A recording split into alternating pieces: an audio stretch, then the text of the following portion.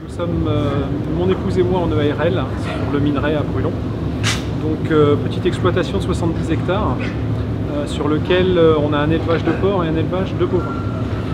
Bovins rouge des prés AOC et donc porcs, truies naisseurs engraisseurs, sur lequel il y a 180 truies d'effectifs et sur lequel aussi on engraisse la totalité de nos porcelets produits. Aujourd'hui, la visite qui nous réunit ici, c'est pour essentiellement faire parler de notre production en bien, parce que ce n'est pas toujours le cas, et puis d'ouvrir les portes et de démystifier un petit peu l'élevage de porcs derrière nos grands bâtiments, de savoir ce qu'on peut y trouver.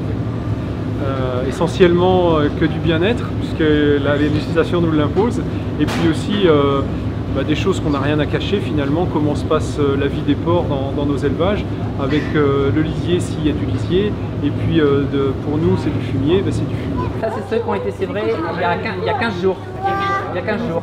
On a un sevrage toutes les 3 semaines, on est en sevrage cette semaine, donc ça c'est ceux qui ont 15 jours.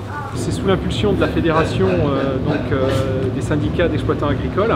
La section porcine a décidé de mettre 3 élevages dans la Sarthe à équidistance pour que tout le monde puisse être favorisé. Donc avec des types d'élevages qui sont tout à fait différents, des gens qui produisent à la ferme, des gens qui ne produisent pas à la ferme. Nous on est plutôt en relation avec un charcutier salaisonnier qui transforme nos porcs.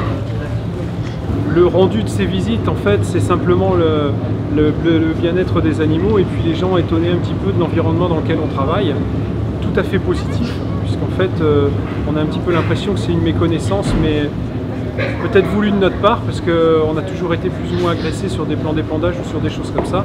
Et aujourd'hui, c'est vrai que c'est à nous de nous mettre en avant pour que les gens puissent venir nous voir et se rendre compte de ce qui se passe sur nos élevages. Mais cette journée m'a beaucoup plu, m'a apporté beaucoup de choses, parce que la preuve, maintenant je ne mangerai plus du cochon de la même façon. J'ai tout découvert en petit peu de temps. Le magasin où je vais, on avait eu déjà des approches pour le porc français. Donc j'achète le porc français. Ce qui s'est passé sur le compte rendu de visite, c'est que c'est assez rigolo, c'est qu'on ne pensait pas que c'était si propre que ça chez vous.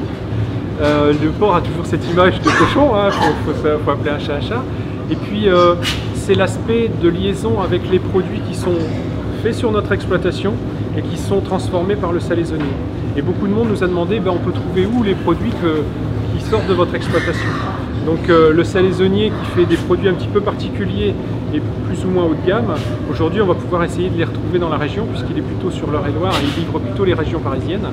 Mais aujourd'hui je pense que le fait d'avoir ouvert nos portes, ça a un petit peu mis dans l'esprit des gens l'aspect proximité de ce qu'ils mangent.